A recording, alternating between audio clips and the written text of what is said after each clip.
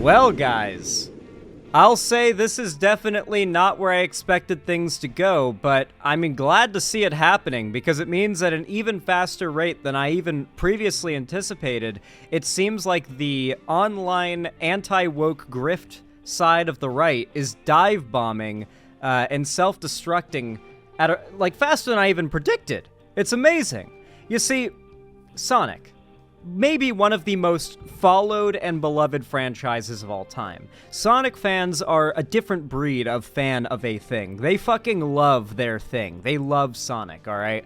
And so, when outsiders, obvious outsiders, come along, such as people like YellowFlash 2, who we'll be discussing in a moment, or that one guy we covered in the last video, or the one dude who kind of started off the anti-woke Sonic grift, or attempting to do it, the fan base of Sonic does not welcome it with open arms at large, it seems. And I guess it's obvious why. These are very dedicated fans who have a very, very strong connection to that franchise and can recognize a poser coming out of left field to try and monetize their anger off of maybe some genuine concerns they have about the franchise and trying to turn it into a way to make profit. They recognize it and they aren't falling for it. And I once again have to say, I am very, very proud of the Sonic community for that. In fact, for some reason, larger right-wing figures are not learning the lessons that these smaller ones we've seen just absolutely fail and get ratioed have themselves learned, and they're starting to jump on this bandwagon too. Notably, as I mentioned before, YellowFlash 2, a couple days ago came out with a video called Sega Goes Full Sweet Baby? Sonic X Shadow Generations censorship is next level insanity. I hope you like the voice I did that title in, just to get across how serious they consider this. Obviously, because this is a larger channel, you've got like a good amount of support for the video itself. Obviously, you've got this guy who I don't know who this guy is. But his story is crazy to me. For those that don't know, this guy right here, Turtle Chad 1, this guy used to be like a lefty who would comment like on every single like progressive video. And then like a couple years ago, he changed his name to Turtle Chad 1 and started commenting under every conservative video. And now he's like the dedicated conservative video reply guy. Like, a bit like that one Justin Y dude, if you remember, who would be in the replies of every single, like, oh, the lolly guy? Is this guy into lolly? Maybe. I think it's bots using the same name. No, it's the same account. Like, I see it and it's like, oh, this is another, like, attempt to be, like, a Justin Y. For those who don't remember, Justin Y was this dude with, like, a little ninja with a, like, ninja star profile picture who never uploaded anything and would just comment on every single video and ended up gaining, like, 1 million subs just from commenting on YouTube videos. Like, a weird little YouTube micro-celebrity of sorts, yeah. Anyway, so you got that guy commenting positively in the replies, but besides him, there is quite a few people dunking on this. Obviously, you've got, like, the people falling for the whole they're censoring it narrative, but then, of course, you've got people being like, they changed Amy because everyone hated Amy for being a stalker, and now that she has her own personality, people are hating. Laughing, crying, praying emoji. And this is a person with a Sonic profile picture, so you know they're an actual Sonic fan. You've got someone who also commented 1 million units sold, total woke victory. Yes, so this is actually a big part of why I am talking about this today in particular. You see, Sonic X Shadow Generations has released and sold phenomenally. It has sold very, very well. Actually, I think above expectations, if I'm not mistaken. And because of that, I have a feeling that we're going to see a very fast sweeping under the rug of any attempts to push the idea that this game is going to be a woke failure. So keep in mind that this game actually came out and ended up succeeding days after he made this video. So when he talks about how this is going to fail, it's going to go woke, gamers don't want this, or whatever dumb fuck arguments he's going to make, just remember, he gets proven wrong by reality days later. Let's hop in.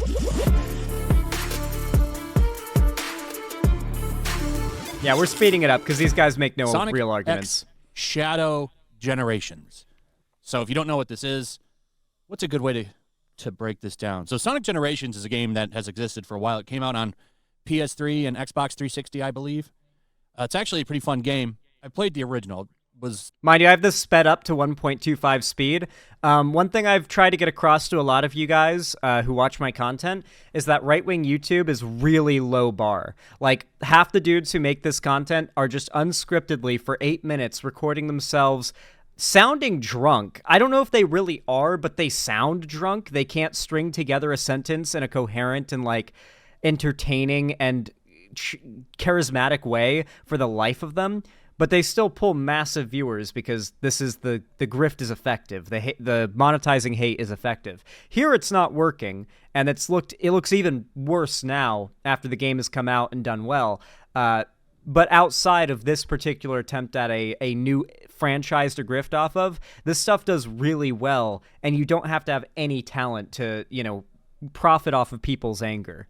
And that's an important thing to know about the right, is fundamentally what allows them to succeed online isn't anything other than how effectively they appeal to people's anger. Anger is a very strong emotion, and if you can harness someone's anger and make them feel righteous anger for your side or against the people you dislike, then you've won. You have succeeded at radicalizing someone. That is what it takes. Them going back to 2D, which is honestly, I think, where that character belongs, but they had some 3D stuff too. It was one of the better Sonic games. That's how I remember it. Well, they're re-releasing it and remastering it, and they're going to add a new campaign starring Shadow the Hedgehog. Now, so I'm going to compare this to Mario 3D All-Star. Was that what it was called? So there's a Mario game on Switch. It was also on Wii U. They re-released it. Yo, Jack Skirata with the $5 super chat. I don't really read donations during segments because it tends to distract, but it's related, so I'm going to read it now. Who has a Sonic profile picture, by the way, real Sonic fan alert, said, these guys are actively promoting the inferior version of Generations to own the libs with facts and logic. And that's fundamentally what's so hilarious about this. Of all franchises, it has ended up being Sonic, one that is very popular, but if you're a poser trying to infiltrate that community and you really don't know anything about it and you're really not an actual Sonic fan, you're just trying to monetize off of it, it's so fucking obvious, like, the red flags pop up and people aren't falling for it from the Sonic community. Like, there's some people that are like tangentially, like, they played some Sonic, they're somewhat like tapped into the franchise, that are probably receptive to this, but the actual Sonic fans who know the games, who have played the previous Sonic X Shadow Generations or whatever, Sonic Generations I should say, they're excited for this, and they recognize that it is and was going to be most likely a superior remake of a beloved classic, right? So the attempts to attack this in particular was an especially bad move. If they had gone after the previous Sonic game they released, the one that was a bit more critically received, maybe they could have had something to stand on. There was a bit more fan anger back then. But there actually isn't a lot of fan anger to monetize off of here. The fans are actually pretty happy with what they got. And that is when these grifters make the worst fumbles. There isn't enough anger for them to harness, and they're powerless because of it. And then they added Bowser's Fury. It was like a second short campaign. That's basically what they're doing with this. This is what they're doing with the Shadow thing. I can't remember the name of that Sonic game, but if you just look up Bowser's Fury, the name will pop up and you'll see what I'm talking about. This is what this situation reminds me of, that, except for Sonic Generations being censored for its new double dip, which is baffling to me because these censors are really stupid and baffling. So it's new double dip. Something that I find is like a ridiculously cringe and toxic aspect of gaming culture that I really do hope dies is this like fake negativity towards remakes. Because if it's the right game getting remade, nobody complains.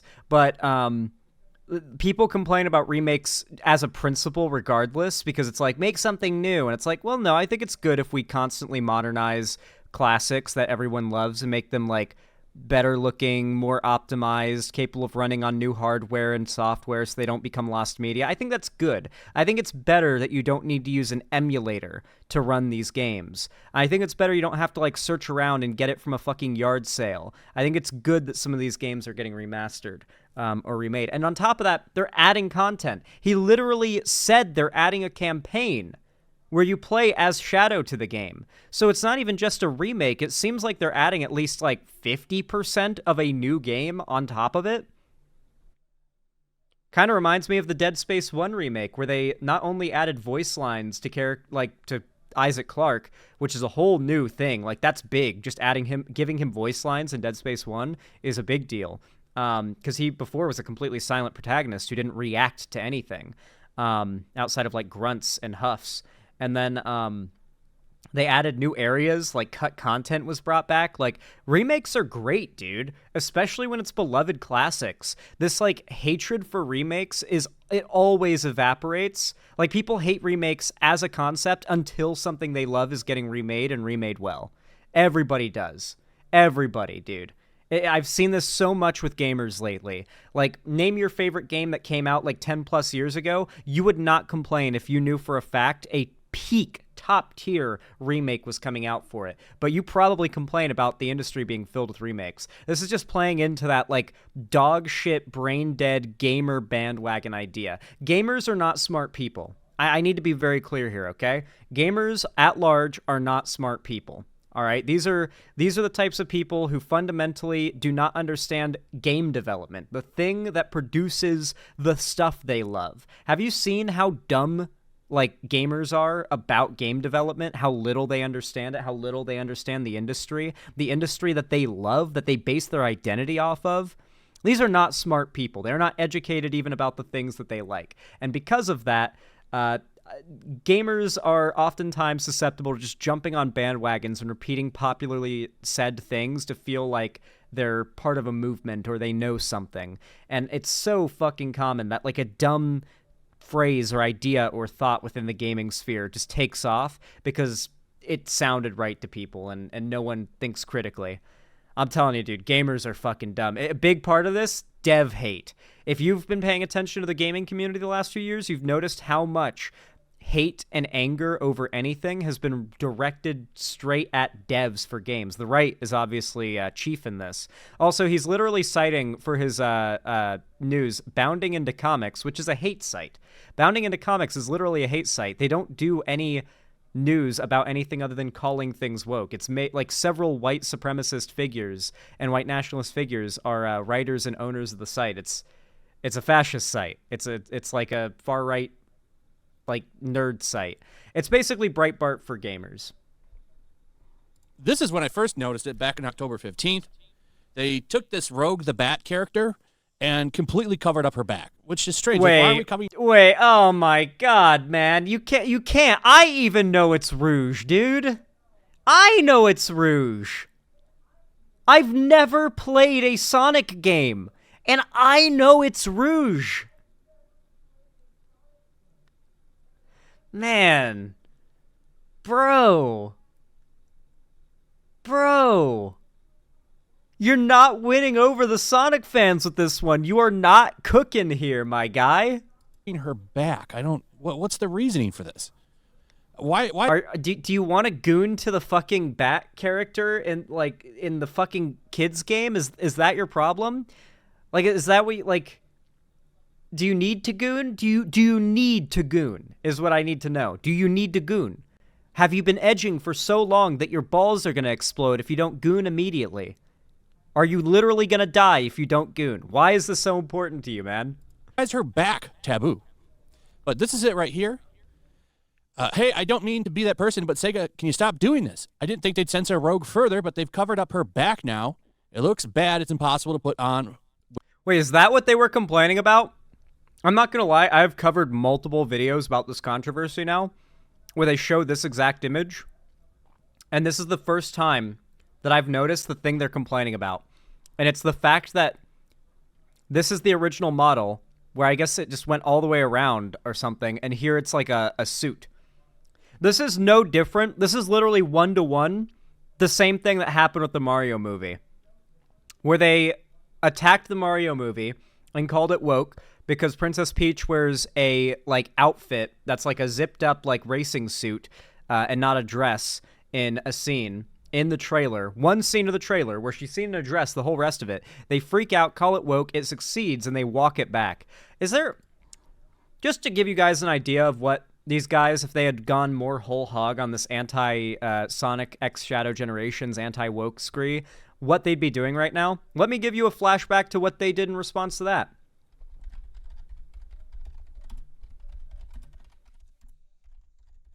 Let's see. Shadiversity walks back Mario hate. This shit was hilarious. Why I left Shadiversity? What the hell, man? Can I not find it? They made Mario an idiot and Peach is a girl boss. That's the original video. And here's him coping. Jack Saint blatantly lies about us to virtue signal. I think this is it here. Actually, I think the Jack Saint video also shows his Jack Saint. Let me see if I can find this. Here we go. Here we go. Thanks, Jack Saint.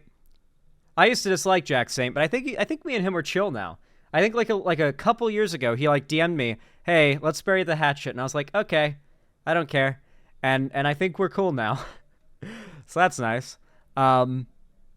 Yeah, this video goes hard. I just want to show a bit from this, just to give you a look at how these guys would be reacting if they'd gone a bit harder on the anti-woke Sonic grift. This is what they had to do with when they did this with Mario, by the way. Virtuous. So you have a straw man, a boogeyman to fight. Astronomically dishonest. I truly scummy. Everyone, I want to be clear on something, okay? When Shad saw Peach wearing pants and then said, "I'm getting really pissed off," that was just his immediate reaction. This is pissing me off. Yeah. Well, there's still They're more. taking away the femininity of Peach. Peach! Yeah. Princess Peach! Yeah. Of giving her pants! Yeah.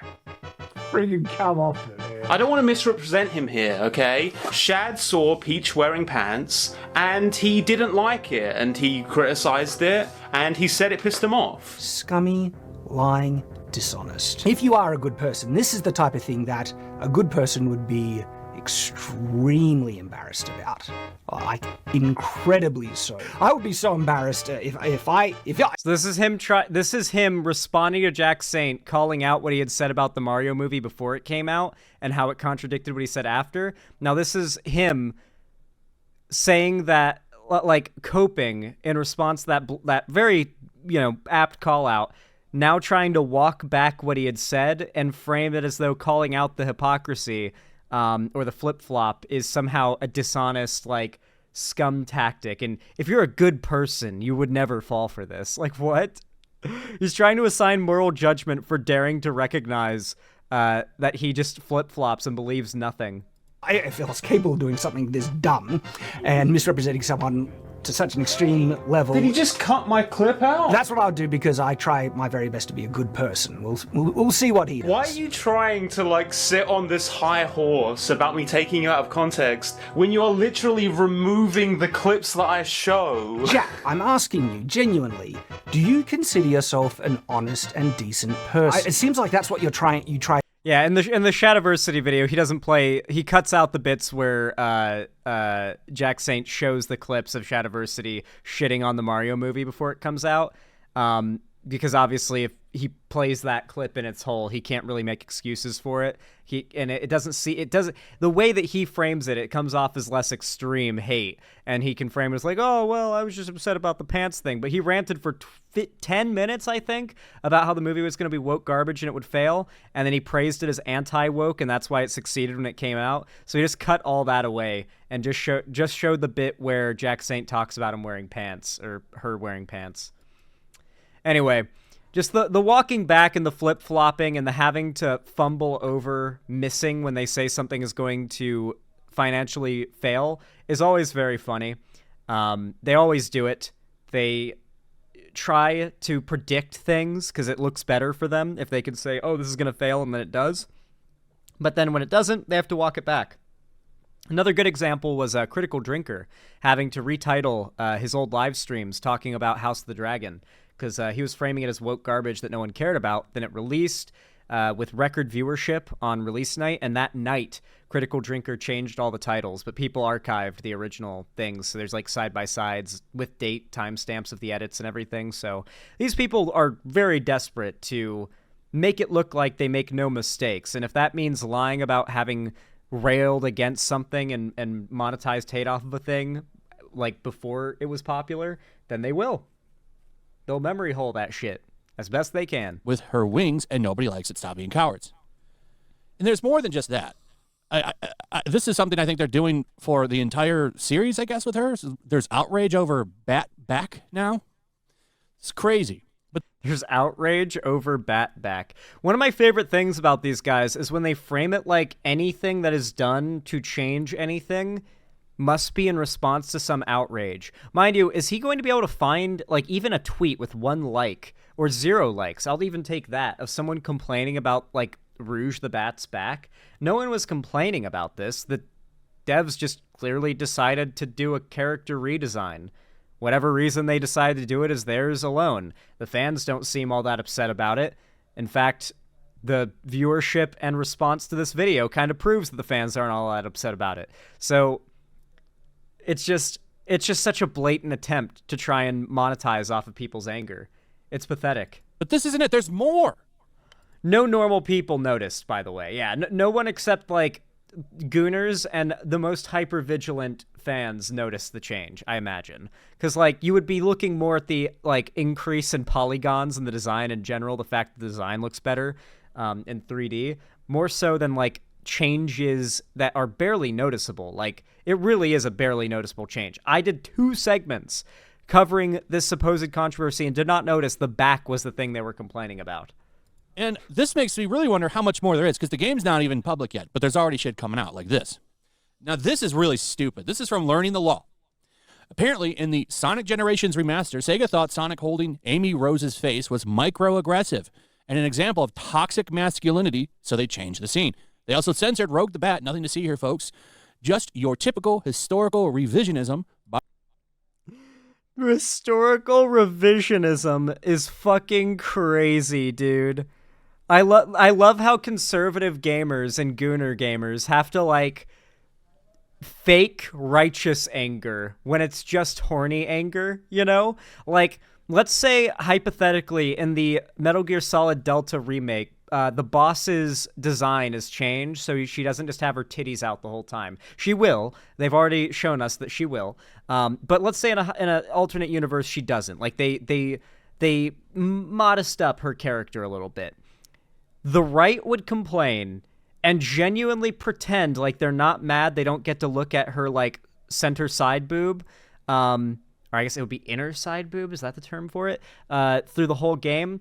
And they would act like it's they would call it historical revisionism, act like they're just trying to preserve history. They're trying to preserve gaming art or whatever, because they have to frame their horny anger as a righteous anger. And it's so funny if you're older than like 18 years old or 16 years old and you recognize what's happening here. It's like, why are you trying to make your anger over not seeing, like, bat back into a righteous, like, movement? It's genuinely pathetic, and only the dumbasses who congregate online to yes man each other where no normal people are around to judge them could possibly think that this is like a normal thing, you know, something not deserving of being stuffed in a locker on site. Xander Hall, also the original generation, before they add the shadow portion, the character in the original version was written as a Saturday morning Cheese's cartoon with cringy dialogue. Yeah, like, the fans actually had complaints about the original game that were addressed here. So it's actually funny because what they're complaining about here is the studio and I guess the holders of the IP and the devs doing what the fans wanted, essentially. By the way, they will delist the original on Steam as if it never happened. That's another thing I've heard. So apparently the only way you can get this game now is if you buy some bundles. And that's probably because they missed them. I think they're taking it down from digital stores, which is a shame because the first one is still fine. I would imagine there's nothing changed to the first one. Separately, that's uncensored. You could always just buy the disc too. I mean, there'll be ways to play this game, but this is an all-time question mark. So here he is, pushing her face back. And now in the new one, he gives her cupcakes. What? Ridiculous. Why do we need to change this just because he's face palming her? No, Xanderall, you can still get the original on Steam. It's usually that as well. Like, as much as remakes are valuable due to the fact they help to keep these old mediums from becoming lost media as a concept, the older version should be preserved. And a lot of the time they are with more recent remakes, because as we get further into the future, the classic games that release are all going to be on Steam and you know, all that. And so, like, this logic doesn't make sense. Like, there's not a line that you can follow here where this isn't just trying to monetize off of people's anger. There's no righteous movement here. There's no sincerity. It's just a grift. She was an overly attached fan who wants to be with him romantically. And she was very aggressive about it. She loves Sonic. YellowFlash is so boring. God, this guy is so boring. I love that like all of you guys in chat are complaining about how boring this guy is, but boring or not, this guy has over 4 times my sub count. You guys know that, right? Like, the bar for being a conservative figure is so low that, yeah, sometimes covering some of the, like, content creators on the right out there that are magnitudes larger than you are, they're going to be mumbling their asses through it because this is all it takes to be a conservative figure and to make a good living. It's a lot harder to be a progressive out here, guys. I gotta beg you guys to like every stream and video, and like half of you do still, and it's like, man, it's tough out here, bro. YouTube doesn't like us. The internet doesn't like us. You have to go above and beyond. So that is how high the population of losers is, huh? On the internet, yeah. Yeah, the internet is, like, mostly losers, obviously. Where else would they congregate to support like-minded people? Here. And so when you've got a landscape that is both dominating the idea of what is politically relevant right now. So, for example, the Haitians eating dog things, internet conspiracy, turned talking point by president. DEI, sweet baby woke shit, all that started as a internet talking point talked about by Matt Walsh and fucking Ben Shapiro and Steven Crowder. Now the president and all the right-wing pundits in our government talk about it. The internet is setting the standard for what becomes a mainstream political issue or discussion, no matter how crazy and wacky it is. And the fact that the internet is controlled right now by these like-minded losers who gather together in order to have a stranglehold on its culture, there's not much you can do to stop it. The websites that platform this stuff make more money off of this hate content than they could off of any progressive content, unless you're like Hassan or something. And so, yeah, you're kind of fighting a Sisyphusian battle here. But, once again, the whole reason I bring this up is he may be boring, but this dude's got more than 4 times my reach. What can I say? It's still important to cover his stuff and respond to his dumb shit. He's reaching a lot of people out there. He's not irrelevant. That's how I've always remembered Amy. They've changed that. Now it's just, she just loves helping Sonic. She wants to be the most helpful person in the world to her friend. Well, yeah, because she was annoying in the original game, apparently. Like, based on what I've heard, it seems like people did not like her cheesy, annoying, bad writing in the original game, and so in response to fan criticism, they changed it. This seems less like a remaster and more like a perfection, if that makes sense. Like, they went back to a classic and they not only remastered it, but they added content, like maybe half a game's worth of extra content, based on what I'm getting the vibe of here, and changed things that people didn't like. Amy was a yandere stalker in the original game? Okay, yeah, so it's just, that seems annoying and cringe. It makes sense why they would change that, especially if it makes the fans happier.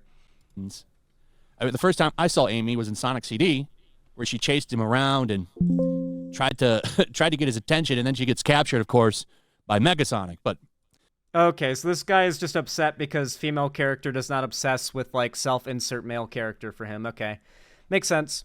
That's changed, and here's her new bio. So, a young, cheerful girl.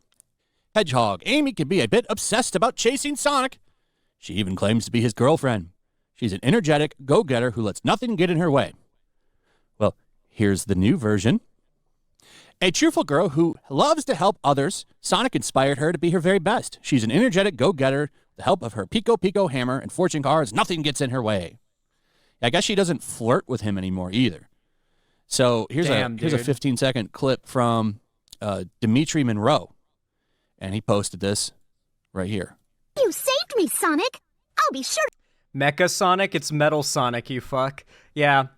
Yeah, I have a feeling I'm not even gonna be qualified to catch every, like, self-report of not being a real Sonic fan that this guy makes. He doesn't even seem like he's trying too hard to pretend like he knows or cares anything about Sonic. He's very evidently phoning it in to pull in the money here. God, it's fucking wild too, because as someone who's never played a Sonic game, I feel like I'm more invested in this genuinely than he is, you know? And this dude's probably like, yeah, this dude's probably gonna get a big payout out of all this, and he can't even familiarize himself with the proper pronunciation of character names. Like, dude's not even trying, man. If he's played a Sonic game before, and I'm mogging him on Sonic knowledge, then you guys have genuinely fed me too much Sonic lore through your video donations of random Sonic clips. Because good God, apparently, like I'm absorbing your knowledge.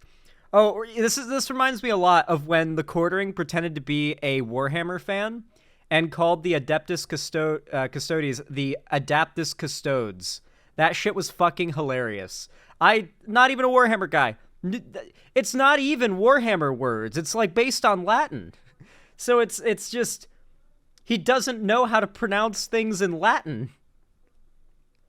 It's fucking hysterical, dude. Return the favor next time around. Not really worrying about that right now, Amy. Wonderful. So that's it. So apparently she used to flirt with him, and that's gone. I don't know what's going on with this censorship. Like, this really seems ridiculously stupid.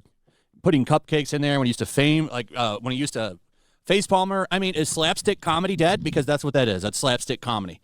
And they've removed that now because, well, it's offensive because he's sucks. The woke are killing slapstick comedy. The West has fallen. Billions must die. Island scene a woman. That's what I see it as.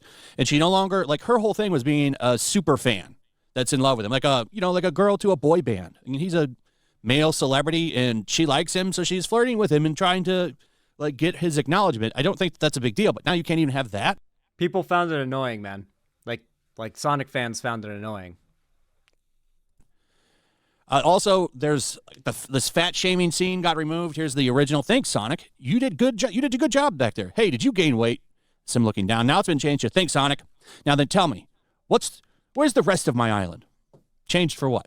So they took out a fat shaming joke. And that does feel a little unnecessary, to be fair, but also, like, pretending to care about it to make money, obviously. No one gives a shit. Like, no one actually gives a shit. And did this improve the game or make it better? No. This all just seems so unnecessary to me. This is ridiculous shit.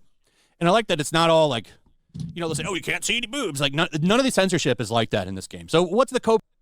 Wait, it is, though. You're literally complaining that one of the female characters does not obsessively, like, flirt with the main character that you play as, and on the other front, you're upset that a character that you can't even pronounce the name of has been, in the slightest bit, desexualized. Mind you, a fucking furry character in a kid's game is who he's, like, upset he can't goon over. And don't pretend like that's not what the perspective that you're complaining from, because it is, dude. Come on. What's going to be now on why you should be okay with this censorship? What's the cope going to be now? Because are you going to... Dude, I love how these people use the term censorship. When the left or, like, actual serious political people talk about censorship, they talk about the government cracking down on the rights for people to express themselves artistically or with their speech or, like, beliefs. So a really good example of an actual, like, censorship, anti-First Amendment policy that is being pushed in the government that would actually affect everybody and not some, like, oh, they're changing something in a game voluntarily, and it's their own game. That's not censorship. Censorship would be more like Trump promising to deport and arrest anyone who burns the American flag, which even if you don't agree with that message, you're not supposed to agree with everything people use their freedom of speech to say. As long as they're not hurting anybody, burning the American flag is completely constitutionally protected. In fact, it is possibly one of the most constitutionally protected things ever, and yet Trump is running and ran the last 2 elections on the idea of deporting and arresting those who burn the American flag. And, of course, expanding libel and defamation laws so wealthy people, specifically who can afford good lawyers and constant lawsuits and litigations, can silence anybody who has less money or power than them, who dares to speak truth to power with constant slap suits and lawsuits. Those slap suits are already a thing. Trump is running on expanding that. I don't know if you guys know this, but since 2016, Trump has promised that if he gets elected, he will expand the ability for slap suits to be conducted by wealthy, powerful people, a fundamental step in Trump's grand plan, mind you, taking away the power of the press to report on powerful people, because those powerful people can afford to destroy any journalist or outlet that dares to report anything too scandalous about them. Obviously, you can imagine why Trump would have an interest in this. So it's so funny when people like this make their whole living off of complaining about video game censorship. Meanwhile, the guy that they're going to vote for in November, or at least they tell their fans to vote for, is running on basically destroying the concept of the First Amendment in the Constitution. Genuinely hilarious to me. And by hilarious, I mean terrifying and upsetting. I'm going to say, well, actually, I take that back, because I'm sure there's some furries out there who probably are into this. Never mind. You're literally one of them, bro. You're complaining about this right now. What do you mean? Oh, this is just stupid to me. And, okay, so a fat joke has been changed. It is getting delisted. Sega has already confirmed that the original version of Sonic Generations will still be available. Okay. Oh, in bundles. So that's it. That's the only way you're going to be able to get it, in bundles. So you can't just go buy the game anymore. Wait, who is the source for that? Is that just a random social media post? Because according to my chat, it's still available on Steam. Let's go see.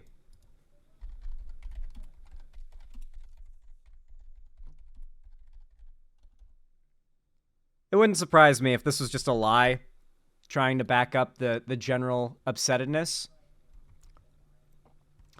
Buy the Sonic the Hedgehog Legacy Bundle. Oh, shit. If you pay $60, you get Sonic Adventure DX, Sonic Adventure 2, Sonic Adventure 2 Battle Mode DLC, Sonic the Hedgehog 4 Episode 1, Sonic the Hedgehog 4 Episode 2, Sonic Generations Collection, Sonic 3D Blast. You can go for $209 to get the Ultimate Bundle, where you get all of the Sonic anything ever on PC, it seems. So yeah, it's part of like a $60 bundle to get like almost every Sonic thing, and there's a $209 bundle for like everything ever related to Sonic that's available on Steam. So yeah, it is part of a bundle, I guess. I mean, it might still be available on its own, but... Oh wait, no, it is. Oh, it is available on its own. Is it? Visit store page? Oh yeah, you have to get it in a bundle. Okay, so that's not a lie at least. But is it really bad? Like, I don't know, dude. It seems like paying $60, which is the price of a modern day game, to get like 100 Sonic games it's a pretty good deal, you know?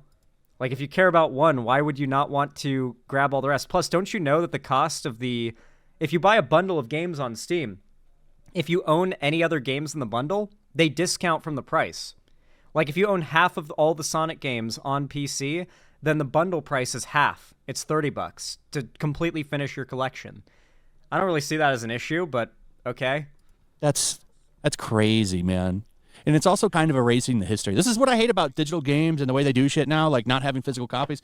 At least for the old games, we can go back and get the disc, right? Yes. Yes, here's another example of monetizing off of a valid anger that's also kind of like bandwagony. So on one hand, it is very good to have physical copies of your media because, you know, you own it, you have it. It can't be taken away. Service getting hacked can't make it inaccessible to you. You know, not heaping a subscription for a payment up can't revoke your ability to have it.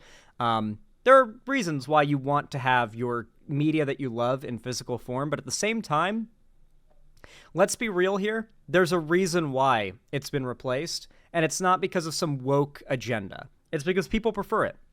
We all miss the midnight releases where you'd go to like GameStop or whatever at midnight to get like a new game in a physical copy on the night it releases. We all miss that. We all have fond memories of that experience. I certainly do. But realistically, it is so much better when a new big game is coming out to be able to sit at your computer in a call with your friends, all of you like ready to buy or having pre-ordered the game on Steam and just ready to install and play it right then and there. In moments, if you have a fast enough internet connection. That is objectively a better experience. There is a reason why that has dominated the space, and there is a reason why physical media is falling off. It's not because they're not producing it anymore. It's not selling. GameStops exist. They're empty. Go to your local GameStop. There's a reason why GME was pumped as a pump and dump stock. Like the meme stock back in the day. It's because it was a dying stock that was at a ridiculously low price per share. And so a few people bought a shitload of GME, tricked a bunch more dumb fucks into buying a lot more GME, sold when it spiked, and then everything died because they had a bunch of shares they bought cheap. And once you sell that many shares, especially at that high of a price, it's going to be noticed. There's going to be a nice dent and that rise at the very least. If not, it's going to be the start of the downturn. And that's what happened. The bubble popped. One of the things I will be doing when GTA 6 releases is just downloading it because there's an unlimited supply of the game, unlike going to the game store when it's limited because it's a physical copy. That too, by the way, back when you couldn't get a new game because the physical copies were sold out. Who remembers that? Who remembers being late to buying a release of a new game that was super hyped for, and it's like, oh, sorry, no copies in any Walmart, GameStop, or whatever in your entire town. You have to order it from another town, have it delivered, and it could take days because they got to wait till they've got it in stock. But they'll have it sooner, maybe. Like, that was literally the situation for me getting Infamous 2 when I was a kid. Not a single physical copy in my entire city available. Had to get it ordered online, and it was 2 weeks late because there was such a shortage on physical copies of the game. I'm not defending the fact that we are losing out on the ability to have physical copies more and more every day. I'm not defending that. But I am pointing to the blatant reality that the market follows what the people want, what the consumers want. And the consumers have been siding with their purchases, with their wallets, voting with their wallets for the digital medium for years now. And that's why it's winning. Stop voting with your wallets then. Gamers may, on the internet, complain about not having physical medium anymore, but their wallets are the ones voting. They're the ones using those wallets, so it's your own fault. And it can be preserved. But a lot of these games that are going to be coming out in the future, and a lot of them already right now, don't have physical releases, and it's crazy thinking about that. Like, they'll just go and start changing games from... I mean, when did this game came out? This game came out in PS3 era. So it's been a while. Well, not changing the game. They made a new, program with the game's name, and they remastered the original. Like, it's a remake, actually, from what I can tell, not a remaster. Wow. So they'll just keep changing shit. Not a fan. But anyway, let me know what you guys think about all this. Isn't change scary, guys? I'm not a fan of change. Isn't change scary? Man, who would have thought that there'd be a group of people online with enough business acumen to monetize off of people's fear and anger around change and make money off of it? Who would have possibly thought that anyone could do this? But surely that's not what this guy is doing. He must be genuine, of course.